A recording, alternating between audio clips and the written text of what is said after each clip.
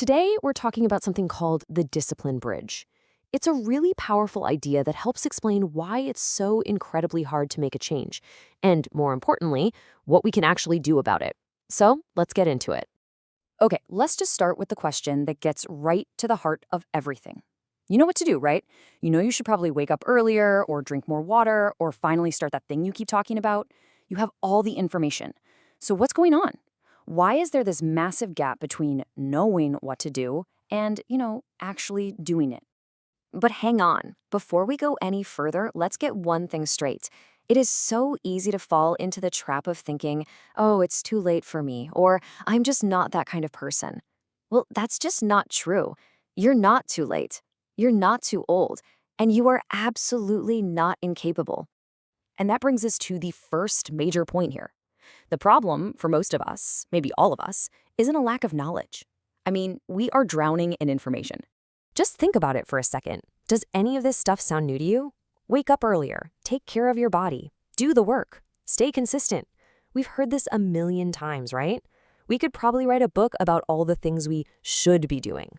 So here's the kicker. If we have the blueprint, why isn't the house built? It's because having the plan isn't enough. Knowledge is the plan, sure. But discipline? Well, discipline is the builder. That's the entire game right there. And that leads us perfectly into this central idea, this metaphor for how it all works, the discipline bridge. This concept really connects all the dots for us. I mean, how perfectly does that put it? On one side of this giant canyon, you've got knowing. That's where you are right now, with all your goals and plans.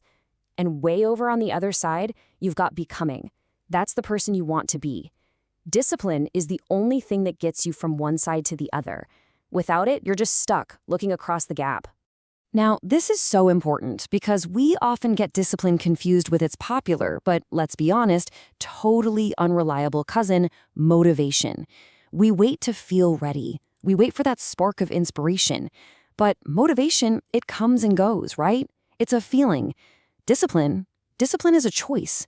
It's what shows up even when that feeling is nowhere to be found. And this is really what it all boils down to. It's easy to go to the gym when you're feeling great. It's easy to write or work when you're inspired. But the real progress, the real change, that happens when you show up on the days you absolutely do not feel like it. That right there, that's discipline. Okay, so we've got it. The problem is a lack of discipline. The solution is to build that bridge. But how? How do we actually do that in real life? Let's get practical. All right, this is where so many of us get it wrong. We think we need this huge, dramatic overhaul of our entire lives, like a movie montage.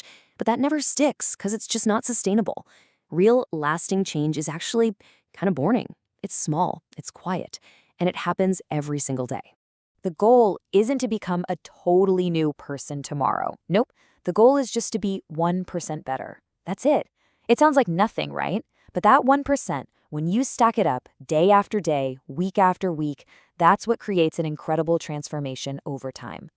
So here's the game plan, laid out nice and simple. Step 1, start with something so small it feels almost stupid. I mean, 1 push-up. Read 1 page of a book. Meditate for 60 seconds. Step 2, just repeat it. That's how you build momentum. And step 3, and this is huge, focus on being consistent, not perfect. You missed a day, who cares? It doesn't break the chain. Just get right back to it tomorrow. Now, once you get the basics down, there are a couple of really powerful strategies you can use to make this whole process way easier. It's all about engineering your environment and your own mind so that success is the path of least resistance. This is such a game changer. Your willpower is like a battery. It runs out. So instead of trying to force yourself to do things, just change your surroundings. Want to eat healthier? Don't have junk food in the house. Want to read more? Put a book on your pillow. You make the good habits easy and the bad habits hard.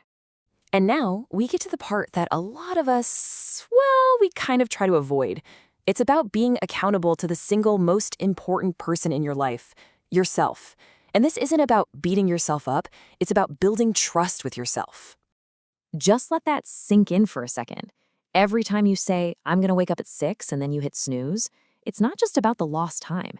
It's a tiny little crack in the trust you have in your own word. But here's the amazing part, the other side of that coin. Every single time you keep a promise to yourself, no matter how small, you are literally laying another brick in that foundation of self-trust. You're teaching yourself that when you say something, you mean it. And that is where real power comes from.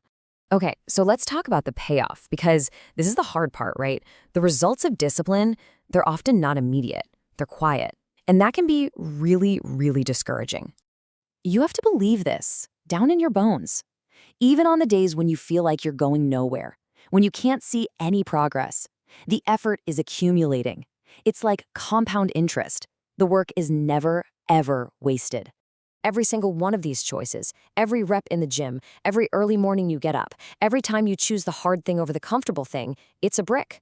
You might not see the whole wall yet, but trust me, you are building something.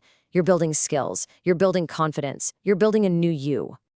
And really, this is the whole thing in a nutshell. Don't wait for Monday. Don't wait until you feel like it. The time to start is right now. Pick something ridiculously small, and then just keep going. Because in the end, that's what it all comes down to. It's not about being the smartest or the strongest or the most talented. It's about endurance. The person who wins is simply the one who was willing to keep going when everyone else gave up. The only question left is, will that person be you?